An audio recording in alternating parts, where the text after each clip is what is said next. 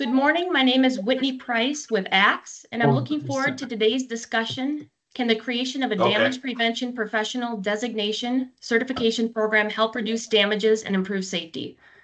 Before we get started, I'd like to thank our ESA member companies for helping make these town halls possible. Our town halls are an open forum to discuss concerns and present potential solutions to improve damage prevention and excavation safety. I forwarded you that. I don't know if you got those like those certifications. This town hall is meant to be a discussion, and you're encouraged to ask questions and share solutions. Hey Brian, your microphone is on. Just as a reminder, if you could all quick mute yourselves, just raise your hand and we will unmute you during the discussion if you have any questions. Please try to keep your comments brief to allow others time to interact, and a recording of this town hall will be posted on ESA's YouTube channel. At the conclusion of the town hall, each of our panelists will highlight a moving forward step to ensure we stay focused on practical and impactful solutions. We will conclude today at 11:30 a.m. Central. I'm pleased to have such a great panel with a wealth of knowledge and experience. So to get us started, I'd like our panel members and our moderator to give a brief background on themselves, followed by a quick introduction on the basic principles that will be discussed today. Scott, why don't you get us started? Okay, great. Thanks, Whitney. Yeah, I'm Scott Landis. I guess I'm still CEO of ESA, formerly CEO of Rhino, and today it's all about these great panel members. So I will let you guys introduce yourself. Cliff, you want to start? Sure. Good morning, everybody, and welcome to today's town hall. My name is Cliff Meidel. I'm a safety ambassador in the 811 industry and spokesperson for Georgia 811. And I'm really excited to be here today, and I'm really looking forward to this discussion. Debbie, you want to go next? Sure. Hi, I'm Debbie Shelley. I'm currently the CEO, Director of Training for Global Training Center. And I also sit as the co-chair on the Training Standards Committee that is actually working on building the standard for the DPP. And Jeff and I are on the path of seeking to understand what that should look like. Excellent. Now, Jeff, how about you? Hi, good morning. I'm Jeff Mulligan. I'm the Chief Operating Officer and owner of Aztec Safety. We've been very fortunate to be able to do a joint project recently on locating and marking with Global. And I am also the chair of the Training Standards Committee. And it's through the Training Standards Committee of Utility Safety Partners where we're having these meaningful discussions about the concepts of a damage prevention professional certificate program. So I'm pleased to be here this morning. Great. And last but not least, Mike. Thank you, Scott. I'm Mike Sullivan. I am the president of Utility Safety Partners. I've been in this role for 13 years, proudly representing our 850 plus members. And particularly now, since we are a unified front with the Alberta Common Ground Alliance and the Overhead Assets Where's the Line campaign, my damage prevention career stems back almost 35 years now with the federal regulator for transmission pipelines in Canada through to a transmission pipeline operator and now with Utility Safety Partners. Great.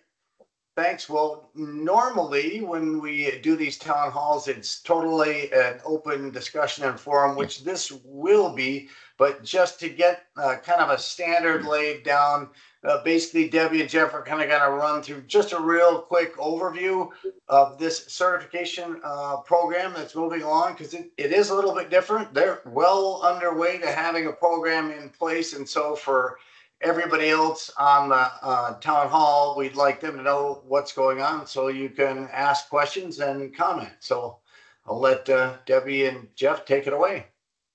Great, thank you very much. The genesis for me in this whole process was I come from heavily regulated backgrounds as a CEO of a financial institution, and was my career, my long-term career before I purchased and retired and went into a political role and then ultimately into Aztec Safety 8 years ago. But in those environments, I found and have found in the safety industry that there is a myriad of professional designations that are achieved that are reflecting of the person's professional achievements, their training and academic achievements, and gives you an idea of a level set of what that person or that individual One, what is their level of commitment, but also, while not competency, it certainly tells us what they have achieved in terms of professional designation and what that might mean in our industry.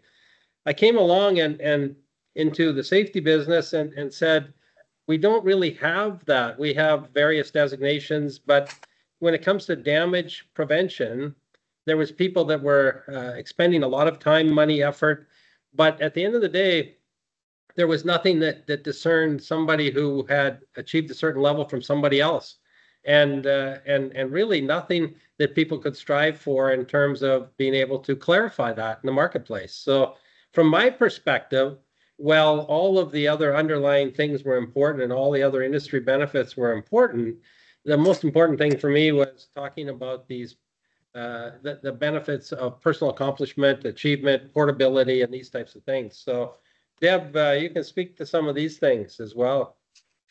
You know what? There's so many advantages, both on an industry or as an employer side, as well as a personal side. There's almost like three columns here. But at the end of the day, it's about that professionally recognized discipline. It allows people to take their experience and move it from employer to employer, turn that around. An employer, you can also designate roles and pay appropriately for that experience that the person has. And then, on an industry side, it creates that best practice. So from site to site, it's done close to the same, or at least to certain standards. It gives us so many efficiencies, and our regulators get so that they understand it. And on a personal side, it allows you to take your experience with you, where right now we have no capability to prove that somebody really has the depth of knowledge that we know people do. They spend, 40 years in a career and are not recognized for the specialty that they've got. And that's unusual. And I think we need to fix it in this industry. And as we sit here today, gathered as a professional network of people that have like-mindedness and care about the same things, when we create designation programs and certificate programs, we can mandate some level of participation in building of communities of practice. And that's what we look forward to doing the benefits that will rise and accrue from this program. So you can see a list there, and certainly it's not for Debbie or I to read them to you, but these are some of the things that were top of mind as we started to look to the concepts of a damage prevention professional certificate program. And so, Whitney, if you can move it to the next one, we'll jump into that one. So, and Mike can jump in on this one as well, but he mentioned that we brought together 3 organizations in a unification process. And one of the long-term visions we had, or medium-term visions for the stakeholder groups, was we could provide exactly this platform that we're talking about today, an ability for us to be able to credibly and independently provide standards, training standards, and standards of programming that would benefit stakeholder groups. So for us, we think that largely utility safety partner members, member companies, would be the primary employers of many of the people coming through this program, and that the USP today is certainly structured and can be scaled to provide the support and administrative services to this program. And they aren't, because of their level of independence and their dedication to damage prevention, they make a good issuing agent based on our track record and the issuance of standards for ground disturbance, locating and marking, and the other work that Utility Safety Partners is known for with the One Call Center. Michael. Not much more to add than that. If we look at just broadly damage prevention designation versus whether it's environmental safety or health and safety, 20 years ago, you couldn't find a public awareness coordinator role in industry. You couldn't find a ground disturbance coordinator role in industry, maybe not even 5 years ago. These are roles that are emerging over time, and each time a company brings a role like this about as an opportunity, they're recreating the wheel in terms of what the requirements might be to fill that role. And this is where we're coming in, saying, look at environmental safety and where that is today. Look at health and safety, where that is today, where it's 50 years ago. It just wasn't there. And we want to bring that designation, that rigor to this position. Whitney, maybe kick it over to the next one there. Excellent. Deb. Yeah, you know what? Jeff and I have actually been, like I said, kind of on the path of trying to figure out as our industry what the DPP actually is. It should be according to the industry. And the first one is that there has to be multiple levels. This can't be like a 7-year university degree. It has to be levels of achievement and recognition based both on professional experience and education. And if I could, I mean, we all know those professional designations like the ASP and CSP, and it has that combination, and you can go to those different levels based on that experience and education. And so this, what have we heard, really started, and Cliff was actually in the group that we did a little bit of a workshop in Banff at the USP 40th anniversary conference. And some of this is some of the feedback we heard. So Whitney, you can give me the next one there.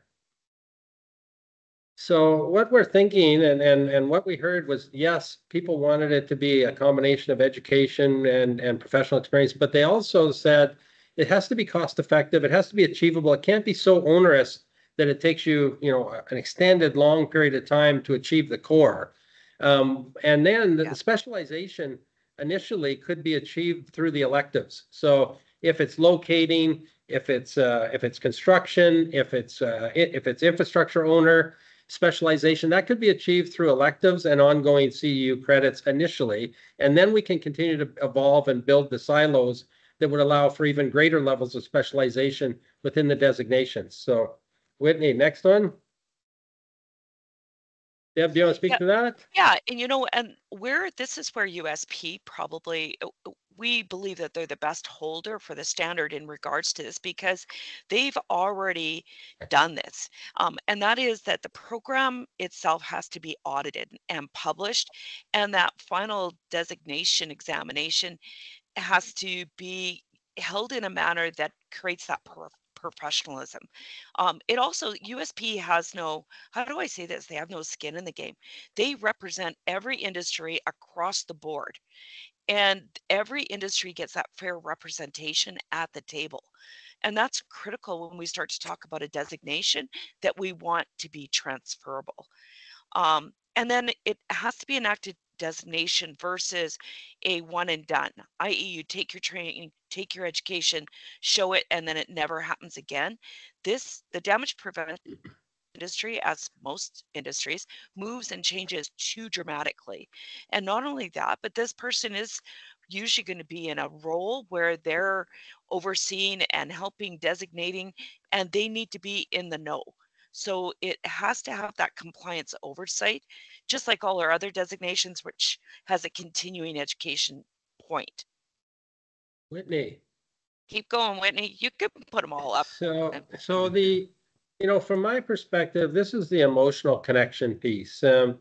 We as damage prevention specialists and professionals that are toiling away in the industry, and as employers who are increasingly going to have a more difficult time to find quality employees and retain them in the future, with all of the guys my age retiring out and not enough of us coming into the workforce afterwards. So we've got this situation where I want to, as an employee, as a team member, as a professional, I want some recognition of the effort and my professional status.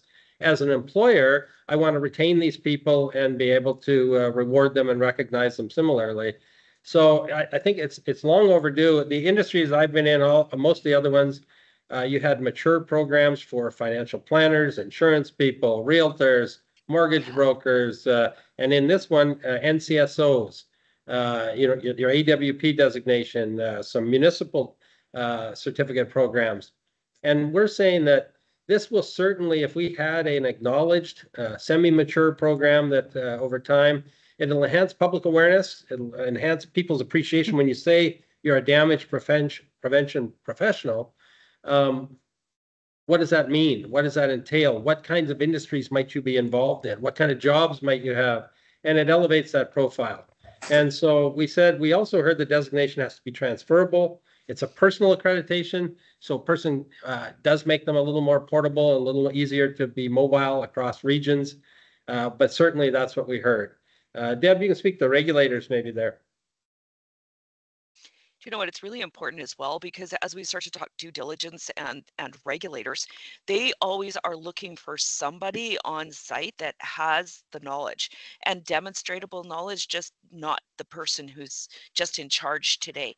So it also gives credibility for our industry and the employer who's got that person, because as talking to the regulator, they're saying, in my professional opinion.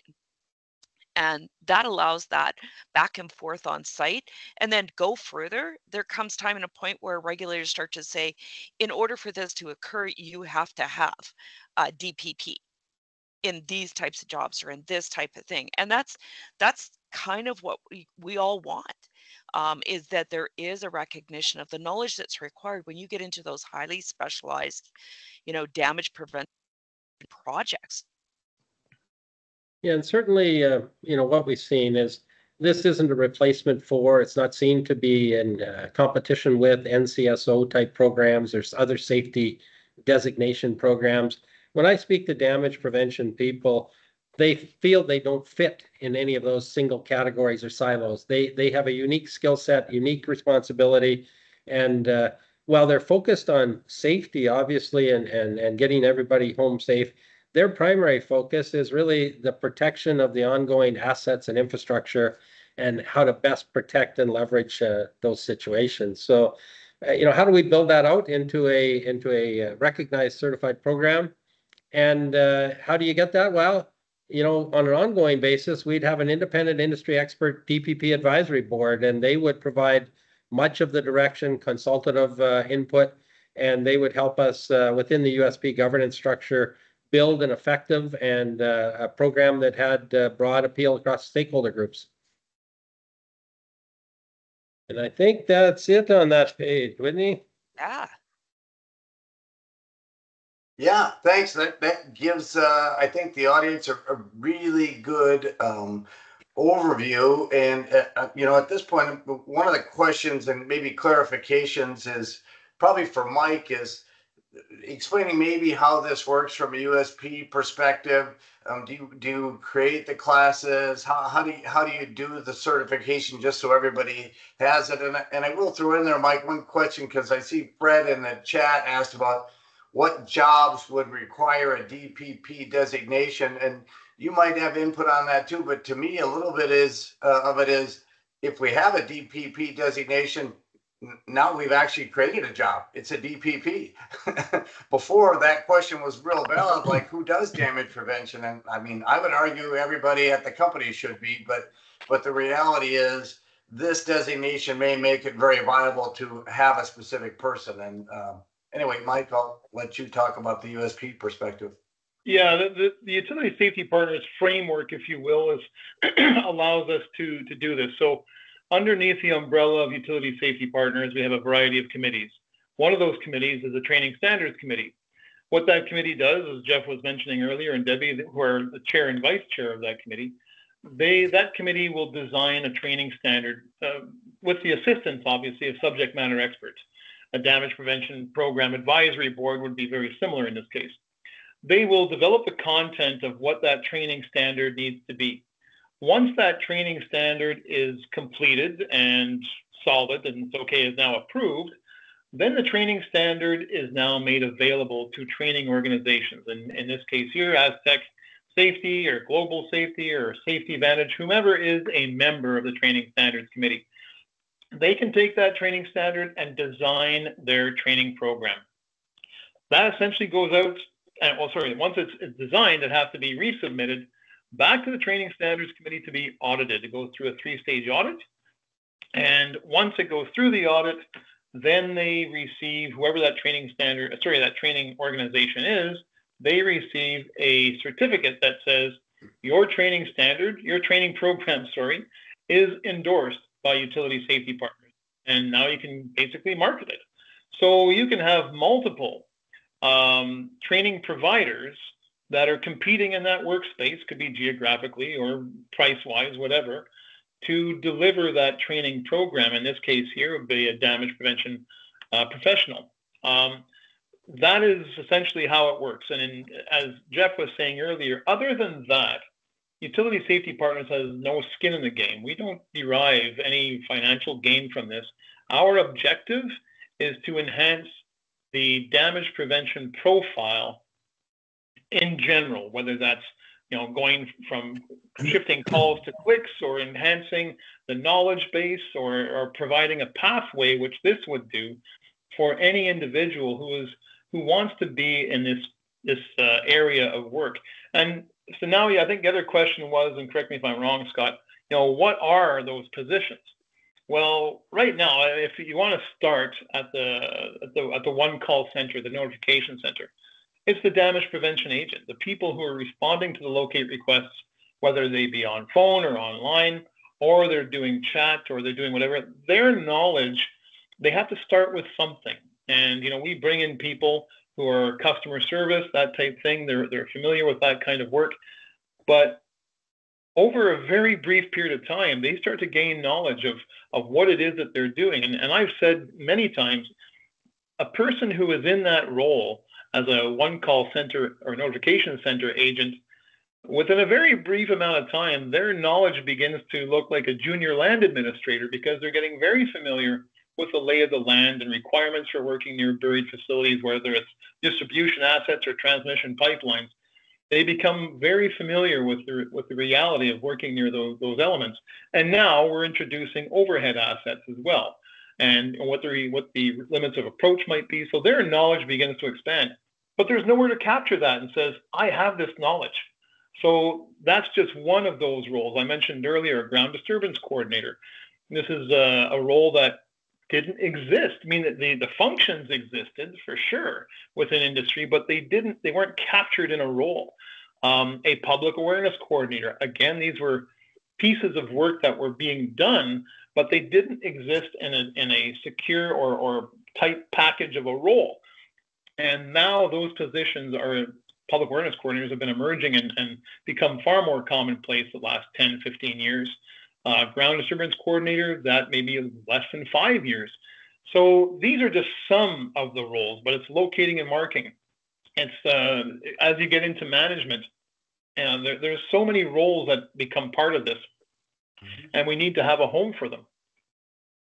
Yeah, that's great. And I will say, and I'll ask Cliff for his feedback, but having been in Banff at your kind of 2 workshops when you kind of, you weren't launching this, you were already partway down the path, but it was an awesome opportunity to get feedback. And there was so much good feedback about what should the training include, because it's a wide swath of things you can include. And I think that's part of the reason you got into the electives. Like, here's the core, you have to have this.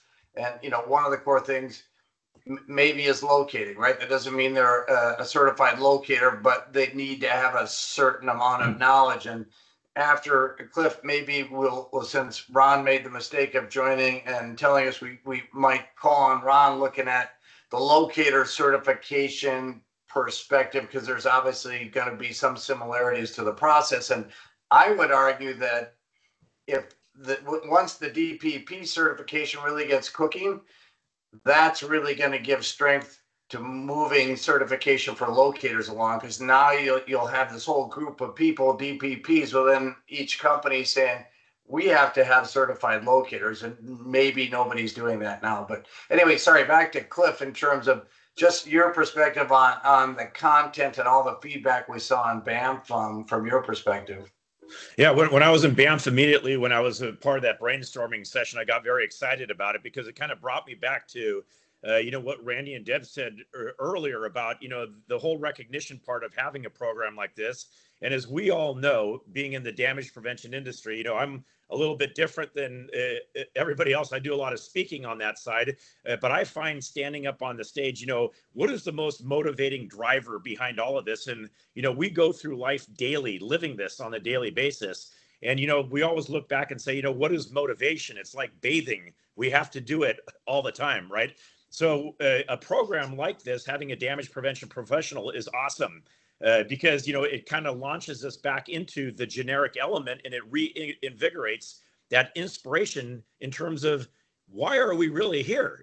It's all about saving lives. It's about being able to go out there and being able to create a professional designation like that, really invigorates our career. And as everybody has said before, it really produces a great standard within the industry, right? Because it validates all of that knowledge that we've encapsulated over these years into one designation like that. And I love the evolution of it. I went back several years ago and I got a certificate in advanced health and safety through one of our OSHA institutions here in Southern California. And I can tell you, you talk safety all the time, you do this and all that, but when I sat in the excavation, trenching, and soil mechanics class, which it would be a great component to an addition in the electives after doing a lot of the cores, it kind of really brings you back to, okay, I get it. I really understand. And it really, puts the stamp down. Why are we here? Why are we promoting so much the importance of safe digging and making sure that people, come to work healthy and go home in the same condition? So I'm a big proponent for a damage prevention professional certificate like that. And I'm very excited to be a part of the process. Yeah, and I do think USP is in a really great position too, because more one-call centers, notification centers are starting to look at overhead. But I mean, when you think about it objectively, it's really kind of silly that as a damage prevention industry, we haven't always been focused on overhead. That's still damage and still causes injury and everything else. And so I think your unification of bringing that under the notification center umbrella really makes you as an entity even more qualified. And so Ron, if you don't mind, I think you could add some, chiming in on the locator certification, kind of what you think is vital from NOLCA's standpoint and kind of where you guys are with that. Sure. Can you hear me okay? Yep. As I cough in the mic.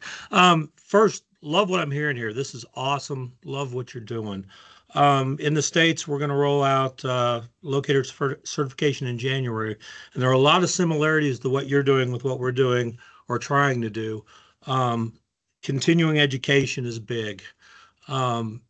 Creating, I see locating in the States in a lot of ways as a job looking for a career. In other words, you go to the job, you learn a little bit about utilities, then a utility company grabs you or a construction company grabs you. We need to make our technicians professions, and that's what we're going at. And to that end, some of the other things I see with this is this can't be pay to play.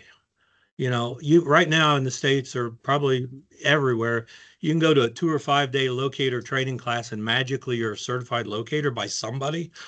Can't be that way. I get the pressure that, a company pays for 10 guys to go through training. They don't pass. Sorry, that's just the way it is. So we've got to beat that. And also, these aren't permanent designations. If you go out there and mess it up, there's got to be some independent deal that can take it away. But we're reasonably early in the process, considering we have to roll this out in January.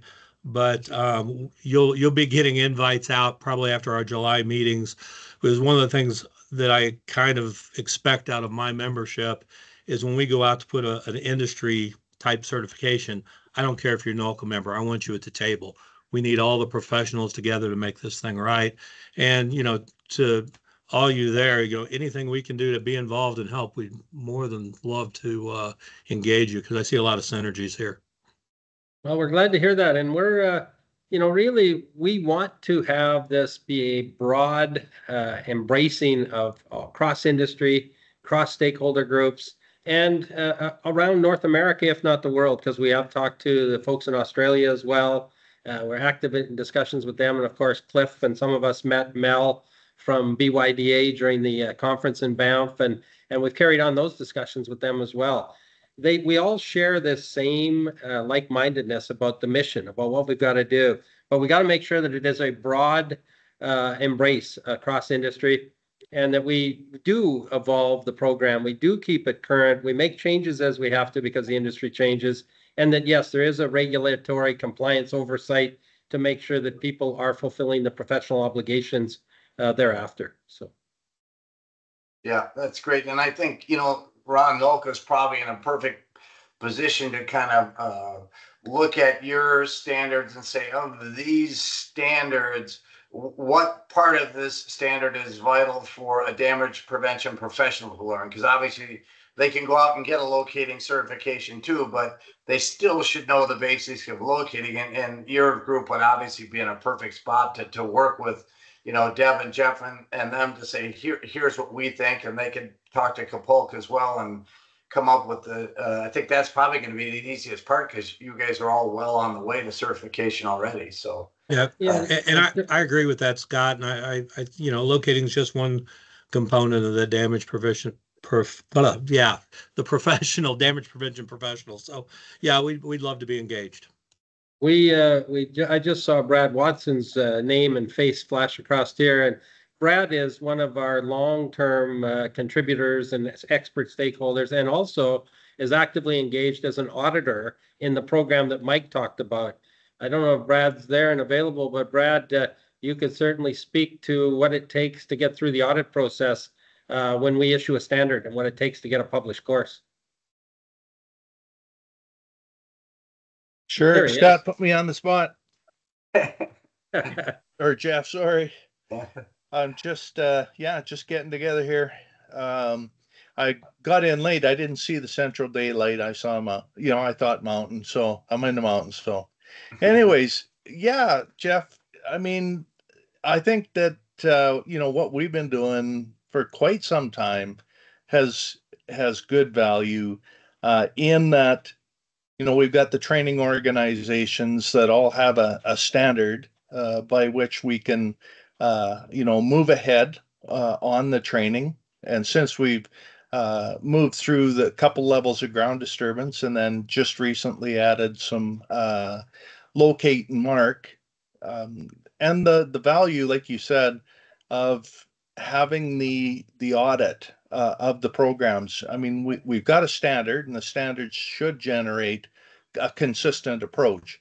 But the audit occasionally of the programs really ensures that consistency. And I think it also helps to highlight maybe some of the areas that need some change, and we move ahead. So yeah, and it keeps some of us old guys engaged. So I don't know if you thought any more than that. It's funny you say that, Brad. I find it's experienced people that are still so engaged, and that's why this so excites me, because this also, as the DPP, becomes a career path for our new people coming in. There's nowhere that shows that what a great role, and you start looking at our new generations that are coming into the work site. They land to a cause. They want to be part of something bigger than just a job. And the damage prevention side is so ripe for people that have got that kind of energy. And I think the DPP is going to be great for escalating this into our new workers coming in too. I think you're right, exactly, Deb. Especially millennials, they're and I think Gen Z too, but a lot more mission focused. Like, what is this job accomplishing? And so this really connects well with them. But right now, you can't really describe it. It doesn't exist. So this creates a career / industry, and I think it's going to be invaluable. I agree with Brad, even though it looks like he's in the witness protection program from my view here. His content was still good. I think it was Brad.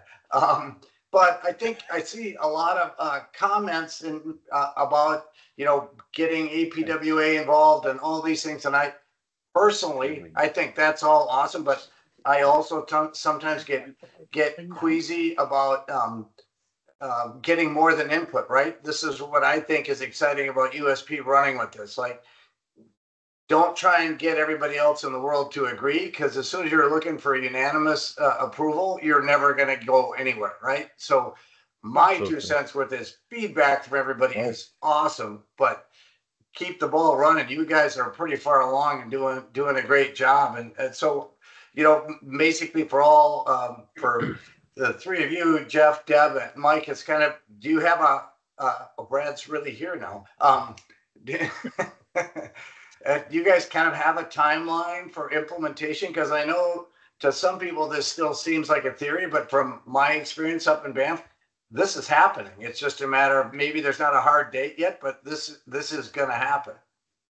Yeah, anytime you're undertaking something that's transformational in nature and trying to build foundation from that transformation, you want to do more of the work up front to get that solid and not dive into it with not dive into it in a way where you're having to re-engineer, but rather start with a launch pad that you don't have to go back and rebuild over and over. So our goal really when we started talking about this, I mean, Mike can speak to when they talked about this way back at the CCGA days and CGA days for sure, to add to what I'm saying. But when we actively got involved as the Training Standards Committee and said we need to move this along, the idea was that we'd get conceptual alignment across our key stakeholders by the end of this year, and then be able to start to then have a foundation from which we could build the framework and the advisory board early in the year ahead.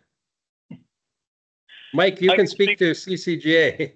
Yeah, a little bit of CCGA, but also, I mean, just in general terms as well. The idea of a damage prevention professional, it's not new. We're just the latest ones to pick up the ball and run with it. CCGA was a topic of discussion going back a number of years. And also with the Canadian Energy Pipeline Association, CEPA got quite a ways down the road with this discussion. That organization, the Canadian Energy Pipeline Association, it folded about 2 or 3 years ago, and that initiative didn't really die on the vine, but it hasn't really gone anywhere. And its time has come. And let's put it that way. I mean, it's long overdue to pick up the ball and run with this. What I like about utility safety partners, I've worked for big organizations, I've worked for big companies, I've worked for government, which it moves at glacial speed, right? Now we have an organization the size of utility safety partners where a thought becomes reality very quickly. And it's not because we see this light at the end of the tunnel, we got to run to it, and we're all going to be bazillionaires here. And that's not the goal at all. The goal from utility safety partners' perspective is, will it enhance public worker community safety? Yes, then let's do it.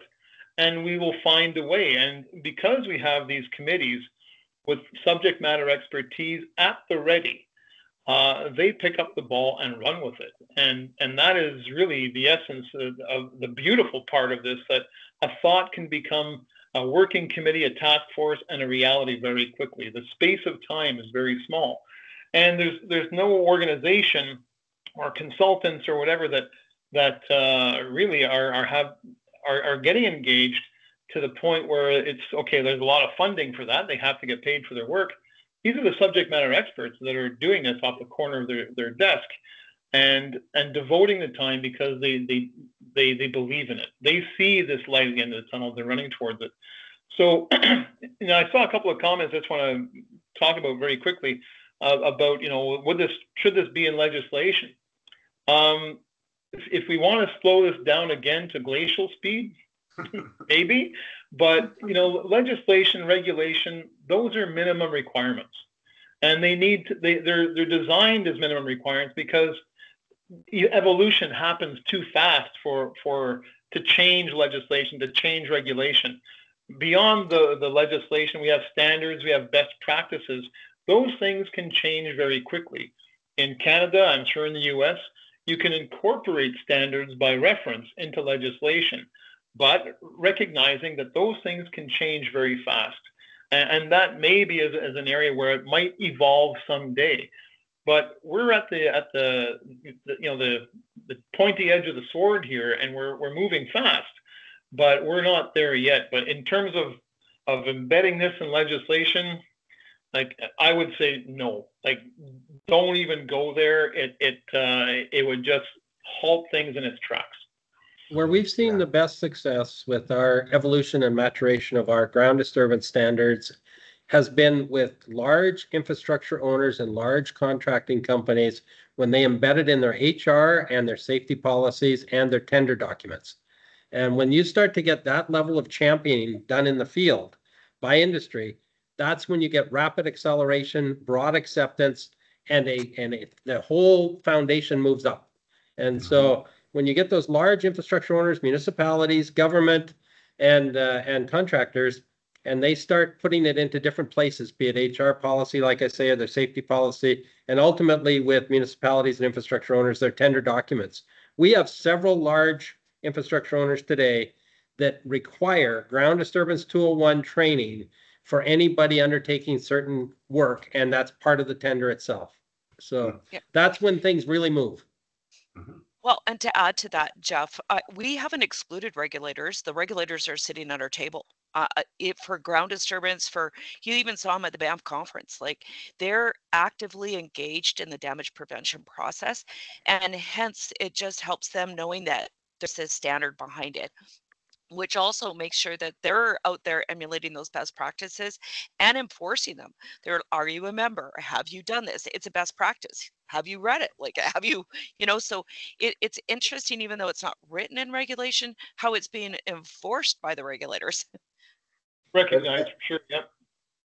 But I would ask the question too. So kind of my, and maybe Cliff's interpretation of, kind of being up at Banff and listening to all of you is that it seems like maybe the path forward is to come up with, first step is all those core requirements that you're talking about and start to move the process forward there. And then it seems like, and I think a lot of what we heard in Banff from the discussions is all the like unlimited electives that can be developed and added over time, but you can start out with the core and kind of launch this program so it's real and then move from there. Is that kind of what you're all envisioning?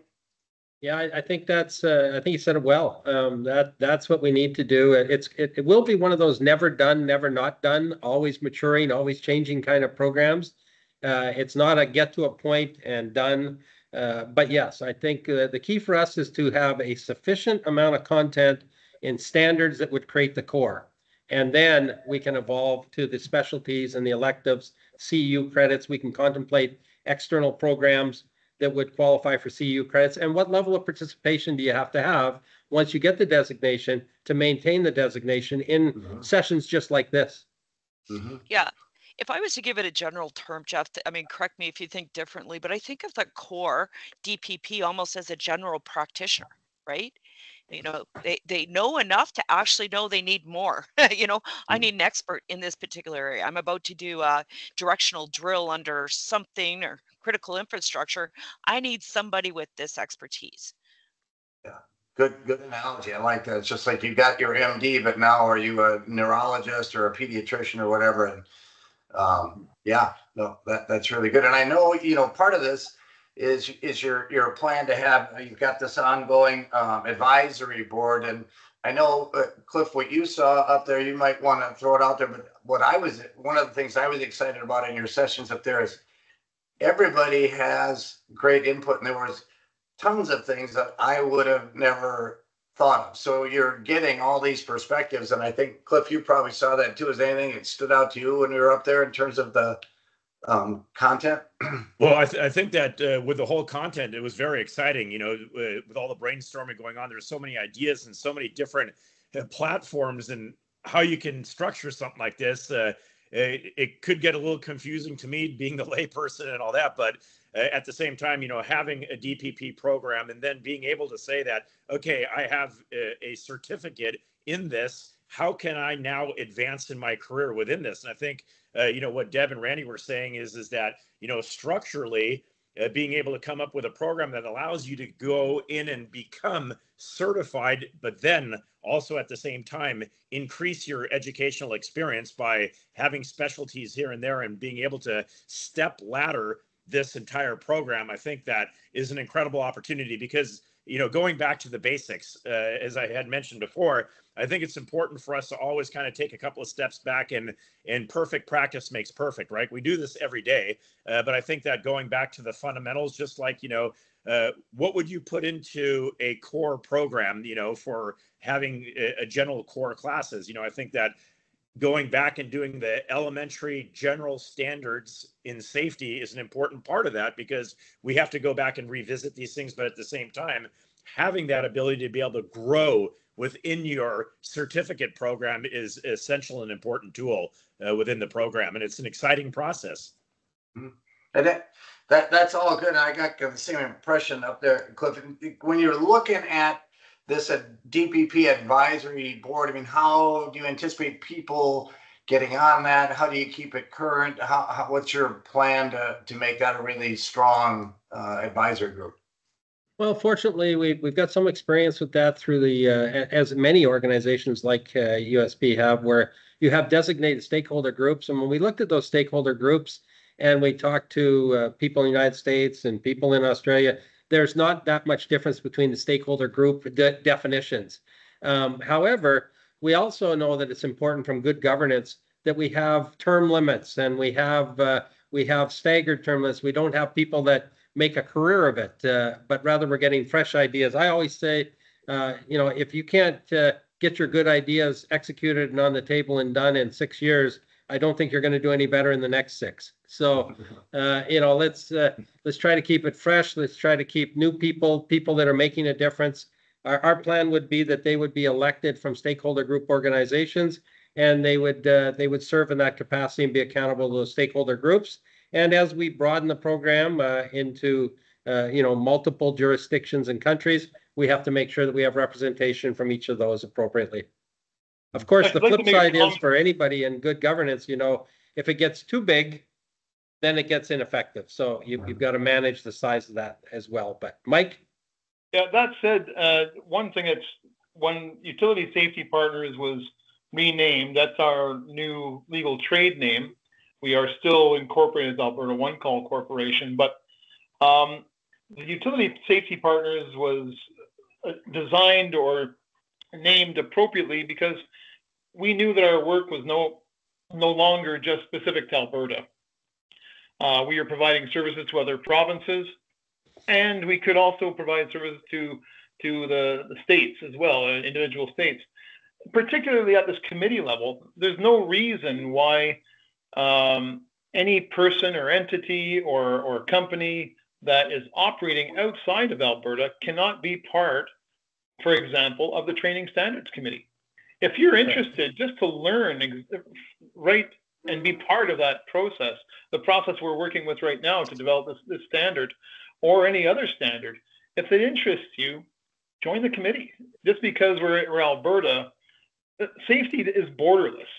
There's no reason why we can't be applying what we're doing today at Utility Safety Partners anywhere, not only in North America, but as Jeff was saying, anywhere in the world. Mm-hmm. One thing that COVID taught us is just how small the world is. And pre-COVID, we weren't doing sessions like this. We would all travel somewhere a few times a year and hear sessions like this. This is way better. We have a focused hour with each other, and then we go back to what we're doing, but it's all recorded. We can go back to it. We have the chat, and nothing is forgotten when you walk away, when you leave this session today. And that's one of the benefits we've had since COVID. But what I want to leave that with you is, if you want to try and duplicate this wherever you may be working, that's fine. Nobody's stopping you. But if you really want to learn exactly how it's being done, or maybe even be part of it, join the Training Standards Committee. Just because you're working outside of Alberta doesn't mean you can't be on that committee. Yeah, that's a great point, Mike. And I would agree with you on the virtual, these town halls. One of the things that they've allowed for is people who pre-COVID never got the budget or permission to travel, so they didn't have a voice. Now anybody who cares can now participate, right? So that's crucial, because we hear so many different views, and I don't know what you're all thinking, but it seemed to me like if you create this core competencies that you have to have, maybe the specific ones for a particular province or a company or a country, maybe those are the electives. Like, okay, I want an elective in BC legislation or whatever it happens to be. It seems like if you focus on a core thing that's kind of universal and use the other electives to broaden it, might be one idea of it. I just put in the chat the link to our website where you can join a committee. You look at it, do whatever you want to do, but again, just because we're operating here in Alberta and in Canada doesn't mean that you can't join a committee, particularly this one, because it's so broadly applicable. And that's a great point. And my question for all of you too is that, so, it's one thing to join a committee, and that's hopefully generally perceived as actual commitment because you've got to attend the meetings and participate. But I'm guessing you also want kind of one-time feedback and input. And it's like, it seems like there's a way to develop a channel for people to just send in their comments, so that you're getting fresh ideas from all over the place and not just a committee. But I don't know how you organize that and keep it current, but just a thought.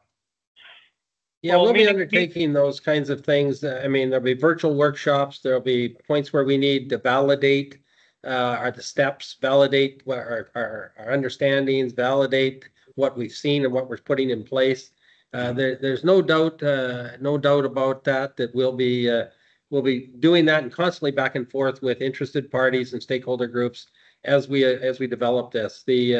I know that Travis, I think, is on here as well from Utility Safety Partners, and he just sent me a note saying we also have a bit of a questionnaire poll that the ambassadors are doing, and it's also available through the USP social media as well, and that will provide feedback as well. And it asks questions like to employers, would you put the cash into this?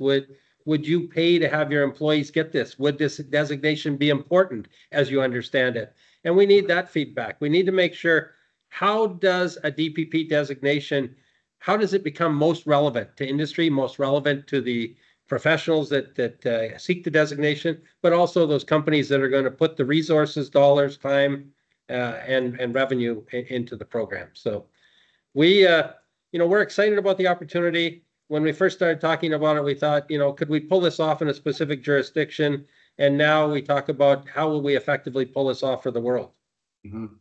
I agree, and I think you're on the right path with the not trying to push a mandatory thing, right? People always recoil at that. Let people decide if they think it's important, and if you have good enough content, they're gonna, and they will pay for the training because they'll see the value in it. At least to me, that's what I see. And another question is that I'm slightly technically challenged, but is there going to be a blog, a website somewhere where like the ongoing feedback or ideas from people can be put and published? And yeah, we're very fortunate. We just brought on through the USP a new administrator that's responsible for stakeholder engagement to all the committees. And Ben's got some really good skills in that regard, Ben King, and he's going to be working on those kinds of ideas, concepts, and deliverables for us.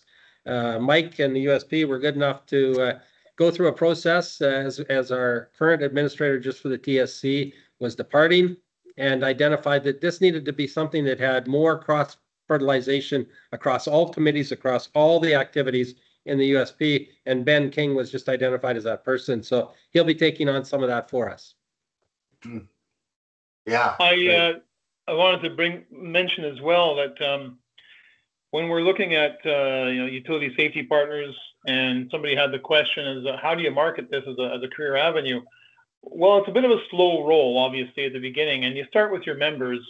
In Alberta, we're lucky, I guess, if you want to look at it that way. We are extremely pipeline-heavy province. We are the Texas of Canada, if you will, because of the oil and gas sector here. And if you look at one of our training opportunities, is a ground disturbance 201 for managers course, supervisors, managers, foremen, that type thing. There are a number and a growing number of our members, pipeline companies and beyond, that will require any person working on their within their rights of way or on their projects to take ground disturbance 201 from a utility safety partners endorsed training provider. And that is, I mean, you can take training from the ground disturbance training from any other organization, but if the person you're working for, the company you're working for, as a contractor says, it must be USP endorsed, then you better take that training. So this is where these requirements come in and begins a slow roll. So effectively, if we have a damage prevention professional designation as a one call center, notification center, this allows us to say, we want to hire people who have that designation. They've taken the minimum required courses for that work. If they're a CSR from a previous employment, wonderful. But we would really like them to have this too. So over time, this is where these requirements for taking the training become that requirement of a career path. And that's what we're trying to develop here. There's a lot of work out there that's being done today. I mentioned a ground disturbance coordinator, and there's I think Kent is mentioning that too here, saying, what he's saying in his last comment, these are the roles of a ground disturbance coordinator. Then that needs to be documented, and it allows industry, whether it's the digging community or the utility owner or the overhead asset owner, to say, I need somebody with these qualifications, and we're calling it a ground disturbance coordinator, and you can find these qualifications in this training. So this is really where it builds over time, and not only you're building the market for it or the marketing for it, you're building the integrity around it. And as you do that, it just becomes a requirement. It's no different, as I mentioned earlier, no different than the advent of the environmental safety or environmental coordinator, or the environmental specialist, or the safety specialist going back, 40, 50, 60 years ago, where it was, and obviously where that is today. And I think in a much shorter amount of time, we will be able to bring this the damage prevention professional role to that same place. No, that's a great point. And in respecting everybody's time, we're starting to get close to the 11:30 Central Time cutoff here. So what I'd really like to do is go back to the four panel members and have you each just kind of say, here's the one thing that you think is most important to move this forward, or the most important takeaway. And if you don't mind, I will start with Debbie. I think the most important takeaway is understanding that the DPP provides that professional, how do I say this, validation and accreditation. Most of you that are on this call are probably in your own rights already DPPs, right? You're in this for a reason that's bigger than just your job. You also have experience and knowledge that you're not being given credit for. I mean, just take a look at all the chat in here in regards to locators. To me, locators are probably some of the most underpaid, under-recognized people that we've got involved in the damage prevention industry.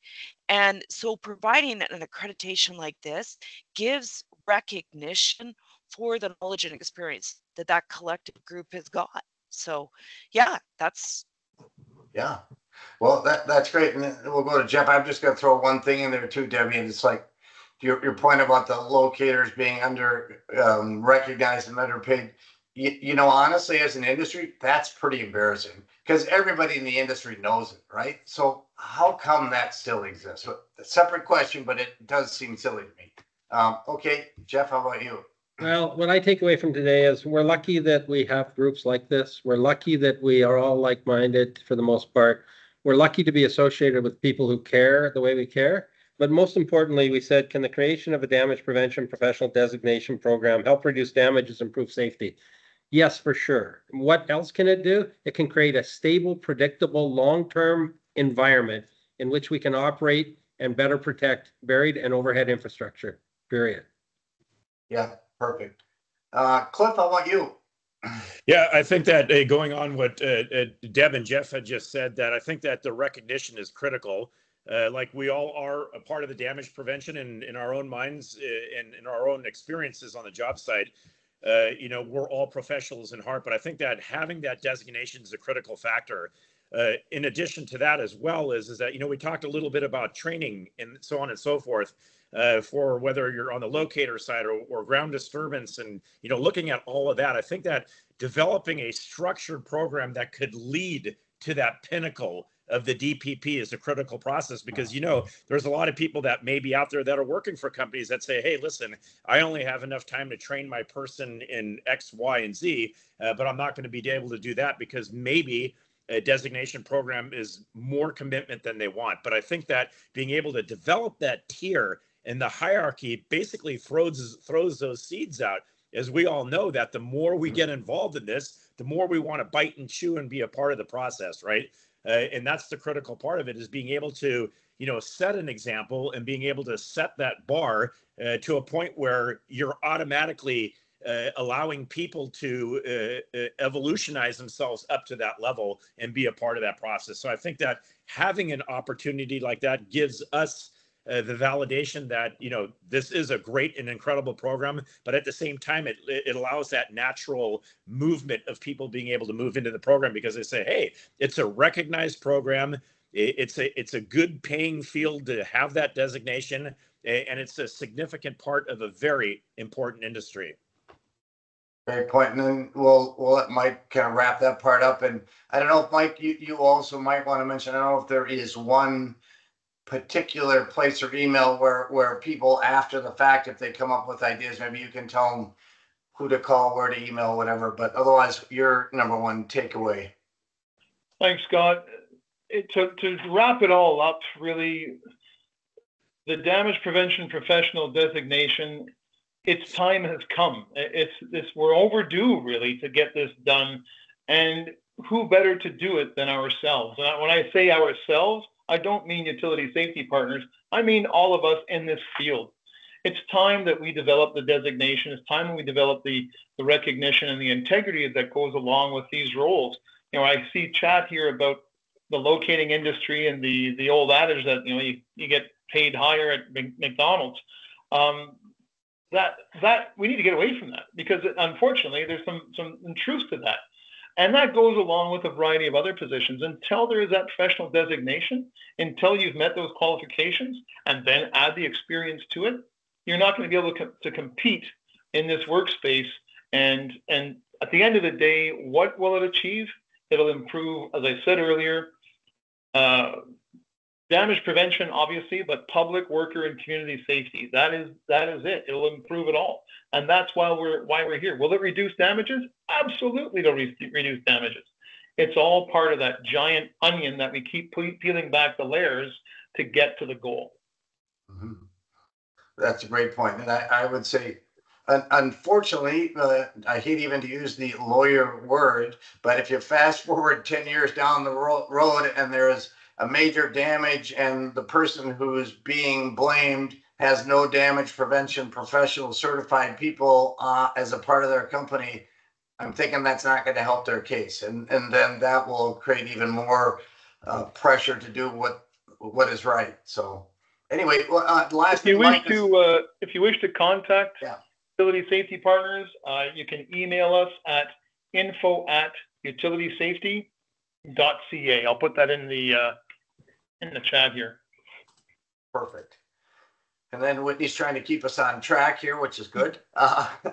So here's that survey, and the link is, I think, there's in the chat. So the surveys are really, really important, because always looking for better topics and way to improve. And so take 2 seconds. It's just a couple of questions, and click on that and fill it out. And I think with that, is there any more slides, Whitney, or is that it? Yep. So the next one I wanted to show everyone here is our next town hall will actually take place on July 11th on positive response codes. Are they contributing to clarity or confusion? And you can register for the July 11th town hall at excavationsafetyalliance.com and pull up the town halls tab. Again, thank you all for joining us, and we will see you next month. Thank you to our panelists and our moderators.